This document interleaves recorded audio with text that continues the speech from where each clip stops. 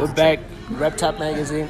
Jablani J and Frans, marketing director for Coca-Cola. no problem. So, the Sprite Limelight. What's the motive behind all these things?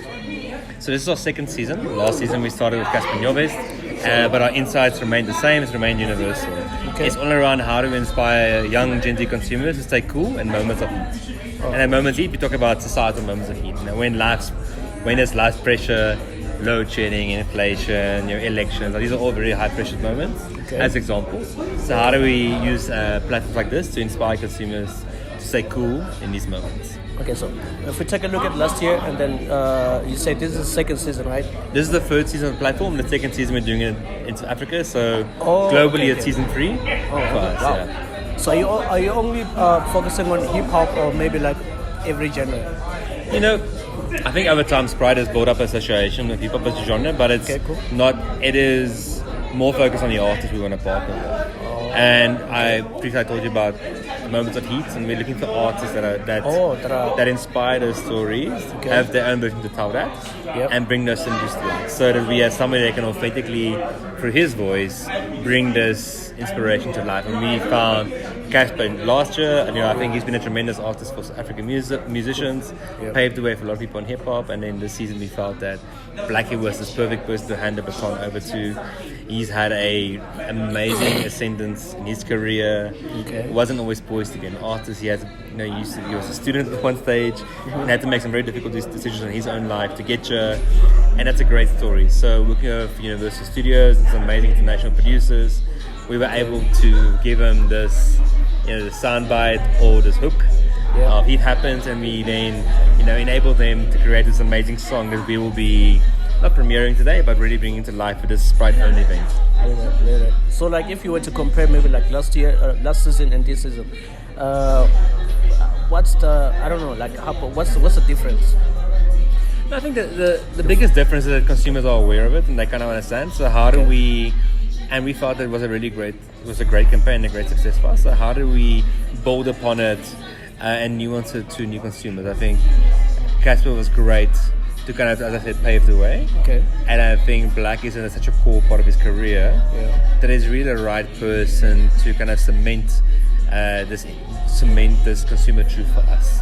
I think he has an album he just launched. He's been doing some amazing music, and I think this is a perfect segue for us to really work with him on that. He's been a tremendous guy to work with. He's on our can, a beautiful design. He's been to our production plants. It's some significant work, and this concert really just one amazing storytelling moment for us in the course of the whole campaign. We also have this beautiful mural we're doing in Braamfontein with Grubba Poppy that also wants to tell the story. And on our social media channels over time, we'll be breaking down this beyond the song and really making sure that consumers feel inspired in their own moments of heat. Cool. Last one. There's so many upcoming artists out there who wish to have a spot like Blackie, like Casper Nyovest and all that. How would you maybe inspire them or maybe motivate them so that they can work hard to be on the same level as these artists? I would imagine that a young Blackie once was probably in an event like this, in a crowd like this, looking at a Casper Nyovest like this. So for us, it's not about inspiring them, but really creating the platform of inspiration. So I would imagine, hoping that today, all the artists that are performing before Blackie are these guys that were curated by speech and perform here to one day become these big great artists. So I think as brands, it's always our job is to create platforms and moments and time, and then it's really up to the artists to be the ones that utilize them, the ones that try to bring up. Cool. So we're done with. Can we do the bonus one? Yeah, of course. It's a fun one though. During your childhood, what is a funny moment or maybe embarrassing moment that you remember? Embarrassing moment as a child when I remember. There's so many to count. Which ones am I willing to talk about? The one that you remember the most. I remember a moment. I was at the beach, complaining about sand in my pants, and my mom took me by my hand and put my pants down and wiped and tried to get to clean me up, right? And obviously she was doing it out of good intent, but I felt super embarrassed. And I think my learning in that was to say